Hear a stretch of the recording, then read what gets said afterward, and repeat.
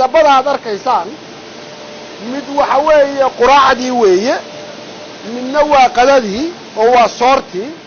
midna waa cashadii sidaasaa midabo lagu kala sameeyey jawaanadan iyagoo waaweynna way ku jiraan kan waa canjeelo in laga sameeya loogu talagalay kan weli waa canjeeladii booqashadan uu wasiirka wasaaradda beeraha iyo waraabka dowladda federaalka ah ee Soomaaliya uu ku tagay xarunta shirkadda Somgreen ayaa shirkad Soomaaliyeed oo warshadaysa dalagyada gudaha dalka laga beero oo ku taala degmada Garasbaaley ee gobolka Banaadir ayaa daaranay dhiirigelinta maalgelinta gudaha iyo xoojinta warshadaha soo saara dalagyada gudaha si kor loogu qaado wax soo saarka beeraha iyo horumarinta dhaqaalaha dalka wasiirka wasaaradda beeraha ee xukuumadda federaalka ah ee Soomaaliya ayaa intuu ku sugnaa xarunta warshadda waxa uu kormeeray qaybaha kala duwan ee shirkadda Somgreen isagoo oo si weyn ugu bogaadiyay shaqadan ay qabteen ee tayada sare leh iyo alaabtan ay soo saarto shirkaddu gudoomiyaha degmada Garasbaaley ee gobolka Banaadir Ibraahim Colow Maxamed oo wasiirka ku soo dhaweeyay ayaa sheegay in uu ku faraxsan yahay in wasiir Maareeye uu ku soo baqdo degmada Garasbaaley degmaduna ay diyaar u tahay in ay garab istaagto beeraleyda iyo shirkadaha dalka ku soo dhaweynay degmada Garasbaaley wasiir Maareeye wasiirka beeraha wasiir oo ku faraxsanahay in Garasbaaley nagu timaado oo soo booqato warshadii weyn oo deeqtoon wasiir warshadaani wasaaradda laf dhabar u tahay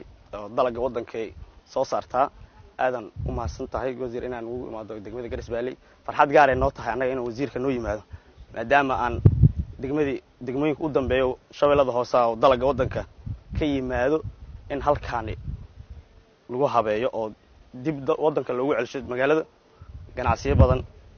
la gaarsiiyo wasiir ku soo dhawaad degmada Garasbaaley warshada deeqtoon wasiirka wasaaradda beeraha iyo waraabka dowladda federaalka ah ee Soomaaliya Maxamed Cabdi Xayir Maareeye ayaa shacabka Soomaaliyeed ku dhiirigeliyay in ay adeegsadaan alaabta gudaha laga soo saaro isagoo xusay in dalagyadaasi ay yihiin kuwa si heer sare loo warshadeeyay isla markaasina leh tayo iyo faa'iido caafimaad oo ka wanaagsan yihiin dalagyada dalka dibadiisa laga keeno kuna habboon caafimaadka bulshada dalkeena maanta wasaarad beeraha ahaan aniga iyo tiimkayga halkan yimid agaasimayaasha iyo tiimka shaqaalaha wasaaradda beeraha iyo waraabka farxad weyn bay noo tahay waxaanu soo booqannay oo maanta nimid degmada Garasbaaley meel anigu markii dhulkana aadka u mari jiray u yaqaanay meel xamar iyo u dhaxaysa Muqdisho Afgooye laakiin hadda Muqdisho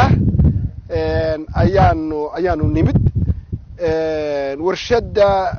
Somgreen oo runtii ah warshad sidaad arkayseen aad iyo aad u weyn oo process garaynaysa hagaajinaysa dalagyada dalka ka soo go'a ay ugu horeyso galeyda haruurka digirta sarreenka oo hadda Soomaaliya ku bilowday in la soo saaro ayay hagaajinaysaa oo process garaynaysa sida adduunka oo kale